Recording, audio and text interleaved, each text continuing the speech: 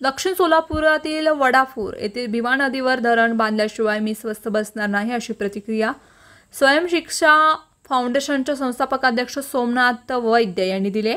स्वयंशिक्षक फाउंडेशनचे संस्थापक अध्यक्ष सोमनाथ वैद्य यांनी दक्षिण सोलापुरात आगामी विधानसभा निवडणुकांच्या निमित्तानं दौरा सुरू केलाय।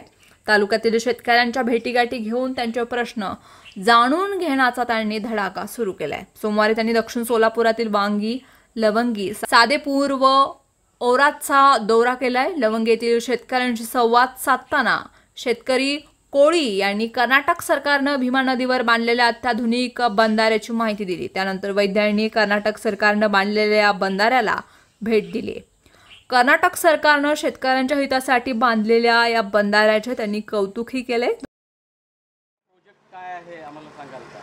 आता इथं गावकऱ्यांकडून मला माहिती मिळालेली आहे, कृष्णा भाग्य निगम योजना जी कर्नाटक सरकारची आहे त्या अंतर्गत येथील शेतकऱ्यांच्या शेताला पाणी मिळावं यासाठी कर्नाटक सरकारने उमराणी सादेपूर बंधारा इथे बांधलेला आहे।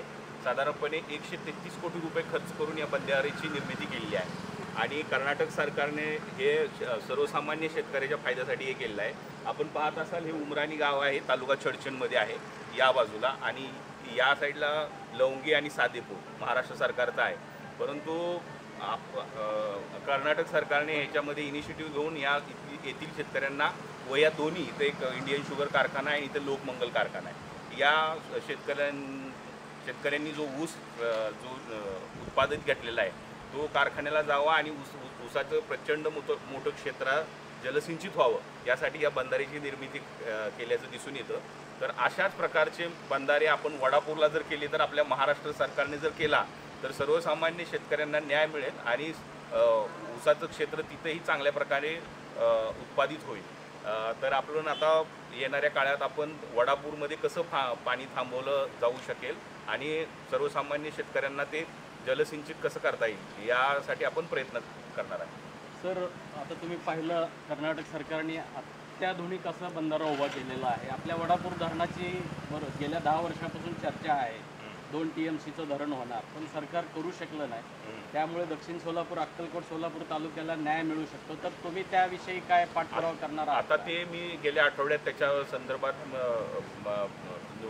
स्थानिक वृत्तपत्रामध्ये बातम्या पाहिलेल्या आहेत, त्याच्या संदर्भातलं माहिती घेण्याचं काम माझं मंत्रालय स्तरावर चालू आहे। येणाऱ्या नागपूर अधिवेशनामध्ये आपल्याला त्या कशा प्रकारे लक्षवेधी आणि तारांकित प्रश्नांच्या माध्यमातून हा प्रश्न सरकारच्या निदर्शनास आणायचं काम आपण कसं करायचं ते आपण ठरवणार आहोत आणि वडापूरचा बंधारा अत्याधुनिक कसा होईल आणि त्याच्यासाठी कशी सुप्रमा मिळेल आणि निधी मिळेल हे पाहणार आहोत। दक्षिण सोलापूर तालुक्यात गेल्या कित्येक वर्षांपासून वडापूर येथे धरण बांधण्याची फक्त चर्चाच होते, पण लोकप्रतिनिधींचा पाठपुरावा हा कमी पडत असल्यानं महाराष्ट्र व कर्नाटक सीमावर्ती भागातील शेतकऱ्यांवर सतत अन्याय हा होत आलाय। उजनीचं पाणी हे कालव्याद्वारे मंगळवेढा, दक्षिण सोलापूर व अक्कलकोट तालुक्यातील शेतकऱ्यांना पुरेसं मिळत नाही।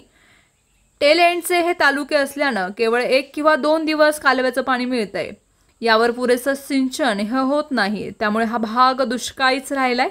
वडापूरला 2 TMC क्षमतेचं धरण झालं असतं तर यातून कालव्याद्वारे मंगळवेढा, मोहोळ, दक्षिण सोलापूर व अक्कलकोट तालुक्यातील शेतकऱ्यांना भरपूर पाणी मिळालं असतं। उजनी धरण हे मायनसमध्ये गेलं तर या धरणातून शेतकऱ्यांना पाणी देणं शक्य होणार नाही, पण शेतकरी मोठे होतील या अकसापोटी तालुक्यातील नेतृत्व करणाऱ्या लोकप्रतिनिधींनी वडापूर धरणाच्या पाठपुराव्याकडे दुर्लक्ष केल्याचं दिसून येत आहे।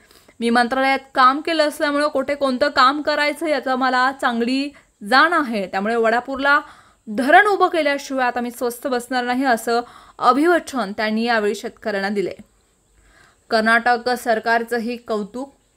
महाराष्ट्राच्या सीमेवर भीमा नदीवर कर्नाटक सरकारनं 173 कोटी खर्चून उभारलेल्या अत्याधुनिक बंधारा व पुलाच्या कामाबद्दल सोमनाथ वैद्य यांनी कर्नाटक सरकारचं कौतुक केले। शेतकऱ्यांचा विचार करणारं सरकारच टिकून राहणार आहे।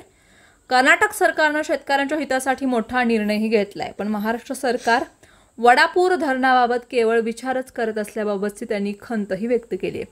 सोलापूरच्या पाणी प्रश्नाचा जो प्रश्न पुढे करून महाराष्ट्रातील भीमेकाठच्या शेतकऱ्यांना केवळ 2 तास वीज पुरवठा हा केला जातोय. हा मोठा अन्याय आहे. कर्नाटक सरकार 24 तास मोफत वीज पुरवठा करत आहे. त्यामुळे नदी पलीकडचा भाग हा सुजलाम सुफलाम झाल्याचं दिसून येत आहे. सोलापूर बाजार समितीला कर्नाटकातून मोठ्या प्रमाणावर फळे व भाजीपाल्यांचा पुरवठा होत असल्याचं दिसून येत आहे. त्यामुळे या भागातील शेतकरी सदन बनलाय. अशाच पद्धतीने शेतकऱ्यांच्या हितासाठी वडापूरच्या धरणाची निर्मितीसाठी मी जीवाचं रान करेल असं आश्वासन त्यांनी यावेळी दिले.